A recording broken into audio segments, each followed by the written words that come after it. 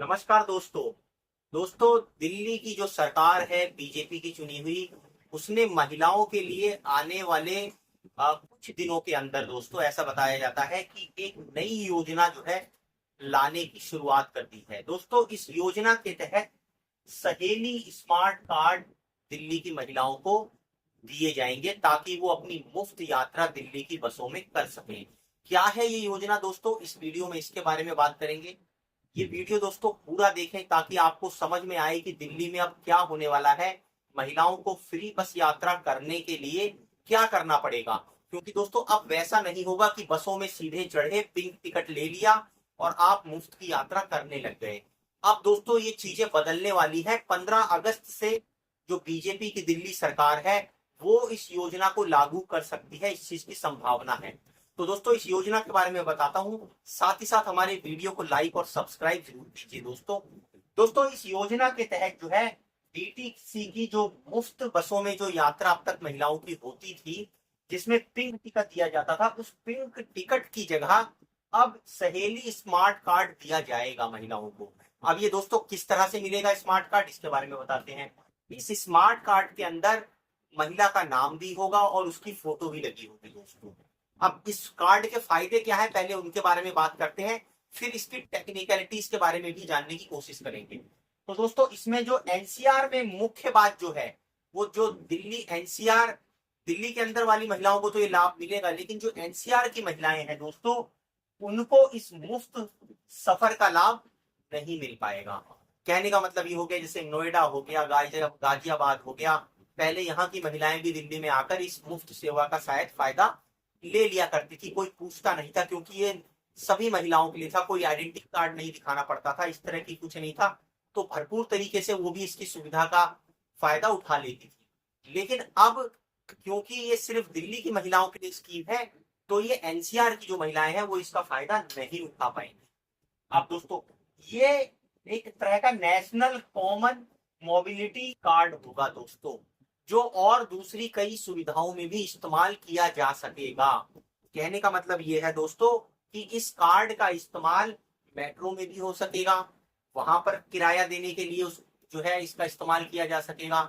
नमो भारत जो चल रही है दोस्तों मेट्रो दिल्ली से मेरठ के लिए, उसमें भी इसका इस्तेमाल हो पाएगा। तो इस तरह इसकी सुविधाएं ये है कि एक कार्ड से ही आप जो है वो दिल्ली की बसों में भी सफर कर सकते हैं, और आप मेट्रो में भी सफर कर सकते हैं, और आप जो है नमो भारत में भी सफर कर सकते हैं। अब दोस्तों ये है किसके लिए, आप ये समझिए जो 12 साल से ज्यादा उम्र की जो लेडीजें हैं उन सभी के लिए, ये जो दिल्ली की महिलाएं हैं सभी के लिए ये कार्ड जो है बनाया जा सकता है।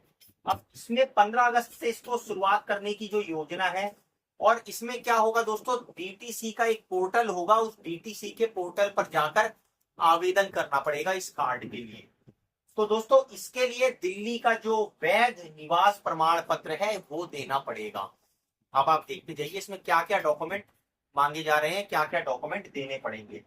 तो इसमें कार्ड के आवेदन के लिए दिल्ली का वैध निवास प्रमाण पत्र देना पड़ेगा, आधार कार्ड देना पड़ेगा दिल्ली का, पैन कार्ड, पासपोर्ट साइज की फोटो देनी पड़ेगी, और जो केवाईसी के लिए दस्तावेज है वो भी देने पड़ेंगे। कहने का मतलब ये है दोस्तों कि इसमें आप जैसे डीटीसी के पोर्टल में कार्ड के लिए अप्लाई करेंगे, आपके जो डॉक्यूमेंट है वो मांगेगा, आप उसको जब अप्लाई कर देंगे पोर्टल पे, तो फिर उसके बाद जो है आपको इसको बैंक से लिंक करना पड़ेगा। जो आपका बैंक का खाता है उससे अपना केवाईसी करा के लिंक करना पड़ेगा, क्योंकि दिल्ली की बसों में तो मुफ्त सफर मिलेगा, लेकिन जो मेट्रो में जाएंगे आपका तो आपको किराया देना पड़ेगा। जब आप नमो भारत में जाएंगे तो आपको किराया देना पड़ेगा। तो उसके लिए बैंक से जो है आपको इसको लिंक कराना पड़ेगा, इसको अपने बैंक अकाउंट के साथ। तो उसके लिए आपको बैंक में जाकर केवाईसी करनी पड़ेगी।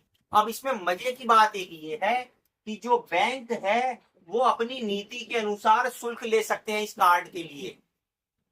ये लिखा हुआ है दोस्तों, खबरों में ये आया है कि बैंक जो है वो शुल्क ले सकते हैं। जैसे कार्ड इशू करने के लिए आप मान लीजिए जो भी फीस होगी, 100, 50, 200, 300, 500 जो भी होगी, वो शुल्क ले सकते हैं, तो वो आपको चुकाना पड़ेगा। अगर बाई चांस ये कार्ड कहीं खो जाता है तो आप जो है इसको दोबारा बैंक से इशू करवा सकते हैं।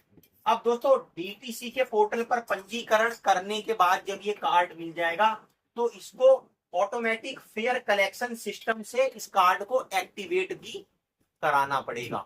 अब आप ये बात समझ लीजिए, इस कार्ड को बनाने के लिए पहली बात तो यह है कि जैसे आप अभी दिल्ली की बसों में चढ़ते थे, पिंक टिकट मिलता था, आराम से आप कहीं पे भी आ जा सकते थे, वो चीज नहीं हो पाएगी। अगर आपको मुफ्त सफर करना है तो आपको कार्ड बनवाना पड़ेगा। कार्ड बनवाने का प्रोसेस क्या है, आपको डीटीसी के पोर्टल पर अप्लाई करना पड़ेगा।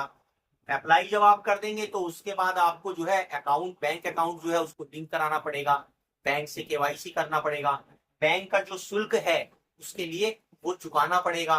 और जब आप बैंक शुल्क चुका देंगे फिर उसके बाद ये जो ऑटोमेटिक फेयर कलेक्शन जो सिस्टम है उस पर जाकर कार्ड को एक्टिवेट करना पड़ेगा। आप कहेंगे यार ये क्या, कितना कॉम्प्लेक्स सिस्टम होता जा रहा है। अब दोस्तों बात फिर घुमा फिरा के वही आती है कि वृंदावन में रहना है तो राधे राधे कहना है, अगर मुफ्त सफर लेना है तो अब जो सरकार जो अपने नए नीति नियम बना रही है उस पर तो जाना ही पड़ेगा। तो ये मुफ्त सफर आप इसको कह लीजिए या आप ये मान लीजिए कि जो बैंक आपसे जो अपने हिसाब से शुल्क लेगा वो आपको चुकाना ही पड़ेगा। और जब आप कार्ड ले लेंगे तो आप मुफ्त सेवा का लाभ ले सकते हैं। अदरवाइज अगर आप नहीं लेते हैं इस कार्ड का लाभ तो फिर आपको भी किराया बसों में चुकाना पड़ेगा।